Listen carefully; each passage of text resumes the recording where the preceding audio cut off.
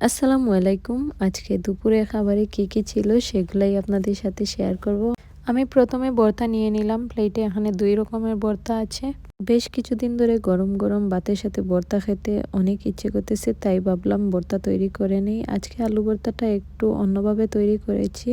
আর ভেন্ডি ভর্তাটা রিসেন্ট আমার অনেক পছন্দের হয়ে গেছে। আমি কিছু দিয়ে খেতে ইচ্ছে না করলেই আমি ভেন্ডি ভর্তাটা তৈরি করি। আর ভেন্ডি ভর্তা দিয়ে সত্যি অনেক বেশি মজা লাগে। আমি জাল খেতে অনেক পছন্দ করি, তো জালটা অনেক বেশি দেই ভেন্ডি ভর্তাতে, মানে শুকনো মরিচটা বেশ কিছুটা দিয়ে আমি ভেন্ডি ভর্তা তৈরি করি। তো আলু ভর্তা দিয়ে খাওয়া শেষ আমার। এবার আমি ভেন্ডি ভর্তাটা নিয়েছি।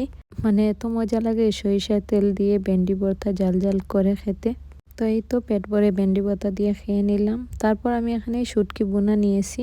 এটা হচ্ছে সুরমা শুটকি, আর এটা একটা পাতা দিয়ে বোনা করা। এই পাতাটা অনেক ঝাঁঝালো, মানে এটা আলাদা একটা ঝাল অনেক মজা হয়েছে। আর আমি অল্প ভাত দিয়ে সবকিছু ট্রাই করতেছি। আমি কিন্তু আবার বেশি ভাত খেতে পারি না। সব শেষে নিয়ে নিলাম পাবদা মাছ বোনা। আর পাবদা মাছ বোনাটাও কিন্তু অনেক মজা। আসলে ফ্রেশ মাছগুলো আলাদাই মজা, আর দেশের বাইরে ফ্রেশ এরকম মাছ পাওয়া যায় না। যাই হোক, আজকের খাওয়া দাওয়া এটুকুই রান্না করেছি। কেমন লেগেছে অবশ্যই জানাবেন। আল্লাহ হাফিজ।